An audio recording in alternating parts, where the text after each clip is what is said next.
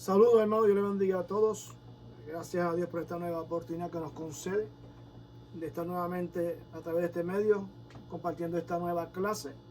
Ya culminamos con el libro de Éxodo acerca de lo que fue el santuario o el tabernáculo, y ahora entramos en un nuevo estudio en el libro de los Hebreos para comparar entonces aquella práctica con lo que es hoy día la fe o el cristianismo.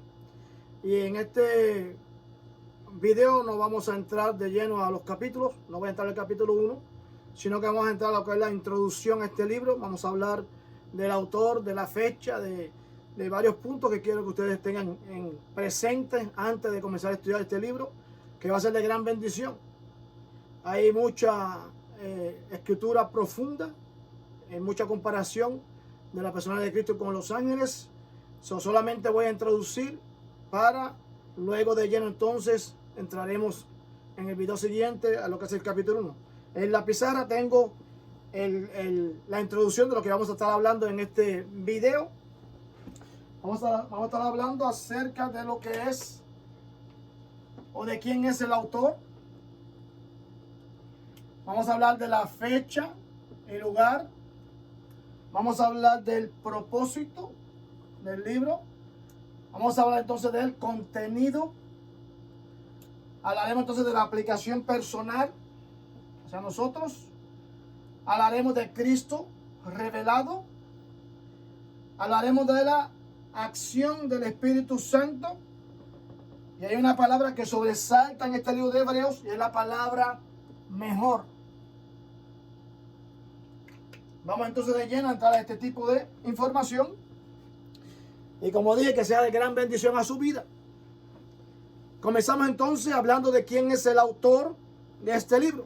El libro de los Hebreos no identifica su autor, pero varios comentaristas o varios historiadores se lo señalan a Pablo, se lo señalan a Apolo. Le voy a mencionar algunos nombres de los que tenemos aquí en esta lista.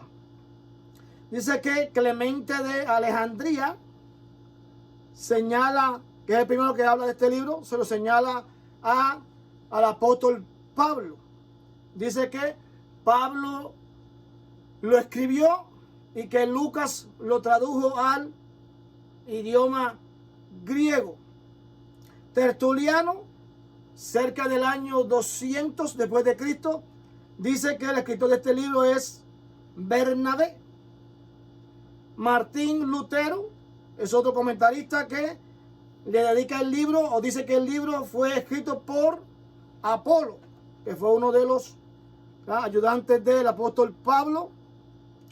Un comentarista llamado Adolf Hanak se lo dedica, o dice que es de Priscila y Aquila, que era el matrimonio que también trabajaron o meditaron juntamente con el apóstol Pablo. Ciertamente no tenemos un autor identificado, concreto o certificado, pero sí todos estos autores o comentaristas o historiadores sí concuerdan en que la persona que escribió el libro de los Hebreos sí fue inspirado por la persona del Espíritu Santo.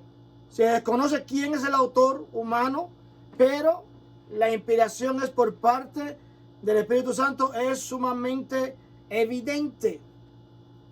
Fecha y lugar donde se escribió este libro, posiblemente en el año 67 o el año 69, antes del año 70, cuando comenzó la persecución y la destrucción contra la nación de Israel, la ciudad de Jerusalén. Hay una referencia bíblica, no la voy a leer, pero sí la voy a mencionar. Se encuentra en Hebreos 13:23, que habla acerca de esta referencia antes de que el templo fuese destruido. También en Hebreos 12:4 hace énfasis acerca de esta fecha, cuando el Imperio Romano ataca a la ciudad de Jerusalén, destruyendo todo. Luego entonces, antes de que esto suceda, se escribe la epístola de los Hebreos. El libro de los Hebreos también dice que es un libro que está profundamente arraigado al Antiguo Testamento. En este libro vamos a encontrar que tiene 29 citas, tiene 53 alucinaciones al Antiguo Testamento. Es un total de 82 referencias que hace el libro de los Hebreos hacia el Viejo Testamento. En su trasfondo o propósito por la cual se escribe este libro, dice que este libro se escribe, el propósito principal era para el pueblo judío, que esperaban la venida de Cristo. Estaba leyendo algunos comentaristas diciendo que cuando los judíos comenzaron a apartarse del judaísmo y a convertirse al cristianismo, estaba la promesa de que Cristo vendría a levantar, a restaurar la nación, a restaurar al pueblo. Y como esto no sucedió prontamente, comenzaron entonces a dudar, comenzaron a apartarse y a perder la esperanza o a perder la fe de esa promesa que había sido hecha a ellos de que Cristo, de que el Mesías pronto vendría.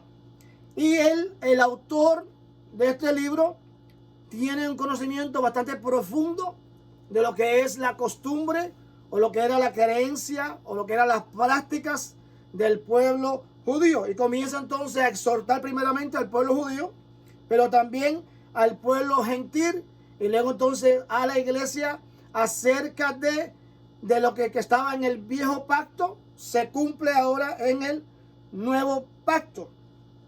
Hay una referencia, tampoco la vamos a leer, pero se encuentra en el capítulo 10 de Hebreos, versículos 32 al 34, repito, Hebreos 10, 32 al 34, que habla precisamente de la segunda venida de Cristo y de las persecuciones contra ellos.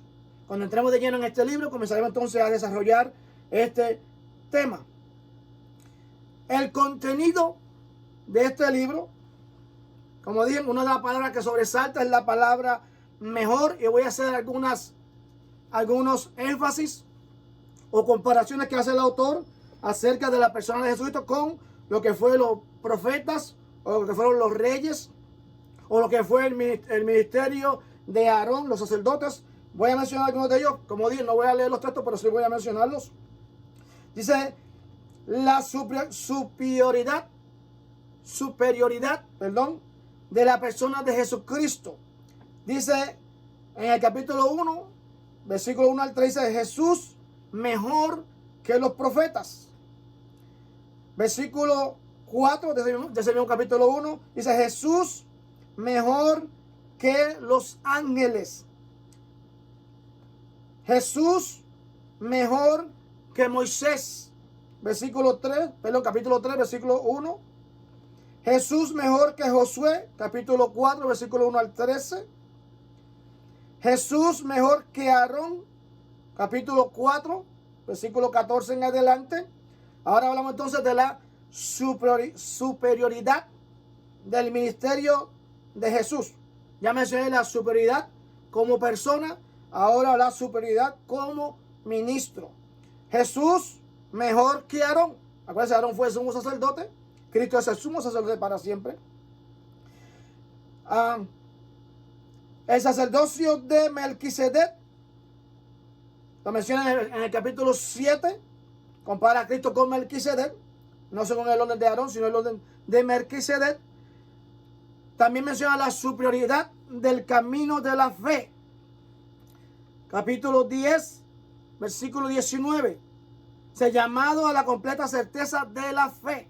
Esto se cumple en la persona de Cristo.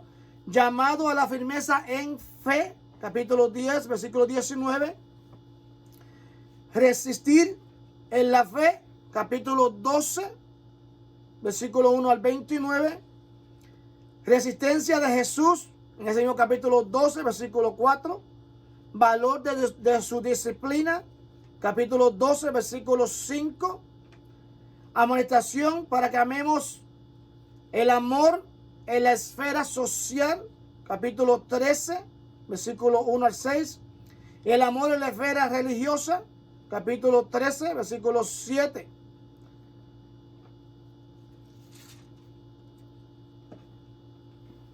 la persona de Cristo trae lo que es el beneficio completo, superior a lo que es el Evangelio, comparado entonces con aquellos hombres que fueron en el Antiguo Testamento, sacerdotes, reyes, profetas. Todo esto lo comparan con Cristo, y Cristo, como mencionó esta palabra mejor, sobresalta o sobrepasa a cada uno de ellos.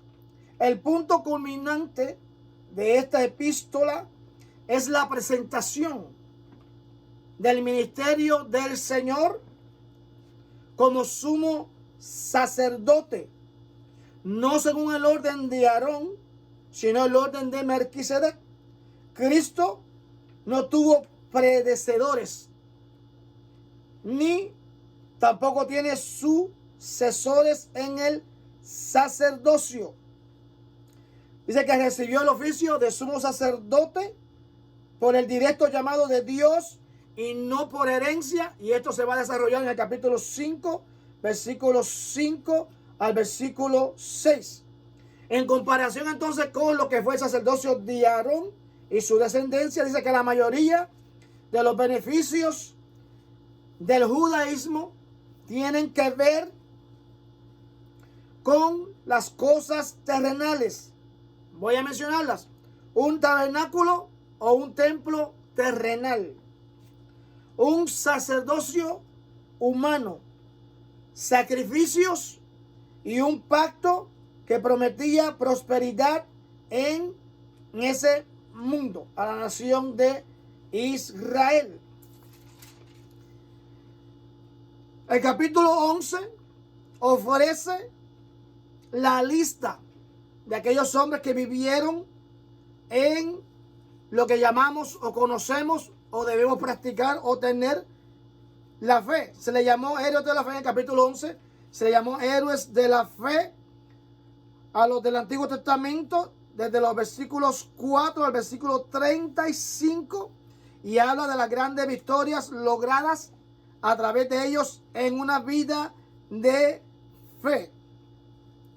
No se hace mención de pecados ni las limitaciones de ellos, sino que se enfoca en la vida de fe que ellos llevaron, que es la razón obvia por la cual la sangre de Cristo había borrado sus pecados, había borrado sus faltas, de manera que sus iniquidades o pecados o faltas no le fueron imputadas. O sea, el autor se concentra totalmente en la fe, la victoria que se alcanza a través de la fe. Por eso le llamó héroes de la fe. La aplicación personal en esta epístola de los Hebreos está primeramente dedicada a los judíos cristianos, a sus enseñanzas, a sus amonestaciones, a sus prácticas, que también son aplicables a la iglesia gentil, o en aquel entonces la iglesia griega. En Cristo, cuando hablamos de aplicación personal, dice que en Cristo no hay distinción entre judío y gentil. Eso lo encontramos en el libro de Colosenses, capítulo 11. La iglesia necesita hoy en día las enseñanzas ofrecidas, escuchen bien, las enseñanzas ofrecidas por las leyes y prescripciones del Antiguo Testamento. Voy a leer nuevamente esta frase. Dice, la iglesia necesita hoy día las enseñanzas ofrecidas por las leyes y prescripciones del Antiguo Testamento, que el libro de Hebreos relaciona completamente y unificadamente con la persona de Cristo y con el evangelio de eterna salvación. Escuchen bien otro punto. El cristianismo no es algo añadido al judaísmo. Repito, el cristianismo no es algo añadido al judaísmo, sino que es algo totalmente nuevo. Sin embargo, sin un conocimiento profundo del Antiguo Testamento, no podemos apreciar ricamente ni maravillosamente de qué consiste el nuevo pacto, que es a través de la gracia de Dios Padre en la persona de nuestro Señor Jesucristo. Sin el Viejo Testamento no lograremos entender grandes misterios o enseñanzas profundas que se encuentran en este libro de Hebreos. Aunque la epístola es fundamentalmente doctrinal en su contenido, también es extremadamente práctica. Después de cada pasaje, el escritor inserta en la sección en la cual menciona algunas elocuencias basadas en una enseñanza presentada. Por 21 veces hace referencias a lo que es una vida práctica. Acuérdense que en el Antiguo Testamento los judíos todo era práctica. Las ofrendas tenían que hacer, era práctica, tenían que llevarlas. Los sacrificios, el matar el animal, todo lo que leímos, todo lo que desarrollamos en ese libro de Éxodo, era una práctica de continuo. No era meramente algo oral o algo dicho, era algo que era practicante. O sea, en el Nuevo Testamento, si no practicamos lo que leemos o lo que estudiamos, lo que nos enseñan, no tiene un fundamento, no tiene un valor, no tiene una consistencia.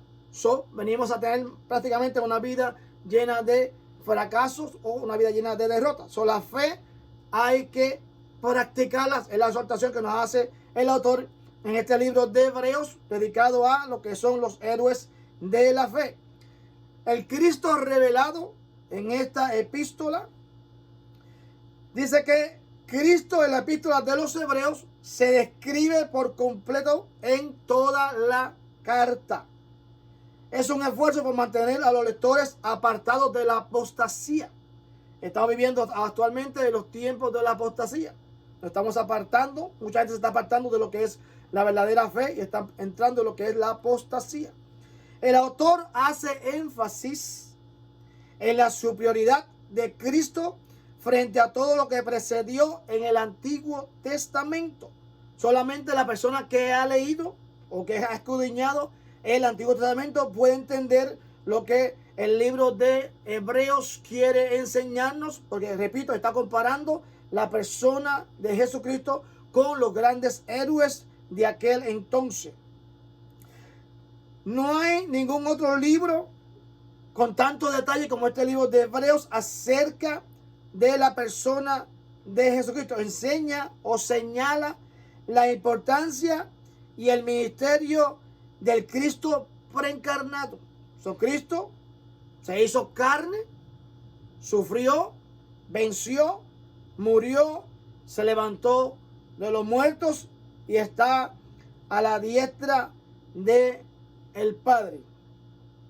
La persona del Espíritu Santo, dice el ministerio y la acción del Espíritu Santo en este libro de los Hebreos, dice el ministerio del Espíritu Santo es visto de varias maneras en relación tanto en el Antiguo como en el Nuevo Testamento. La primera vez que el Espíritu Santo se manifiesta es en el principio, cuando Dios crea los cielos y la tierra, y el Espíritu de Dios se movía sobre la faz de la tierra. Es indispensable la persona del Espíritu Santo en la vida del creyente o en la vida del ser humano. Los dones del Espíritu Santo para el ministerio, en el libro de Hebreos, capítulo 2, versículo 4, no vamos a leer, pero sí comienza a mencionarlo, cuáles son los dones del Espíritu Santo en el ministerio de cada creyente. Dice que el testimonio de la inspiración divina, tanto en el Nuevo como en el Viejo Testamento, comienza a presentarlo el autor en el capítulo 3, versículo 7, capítulo 10, versículo 15. Lo estaremos viendo más adelante, lo estaremos desarrollando.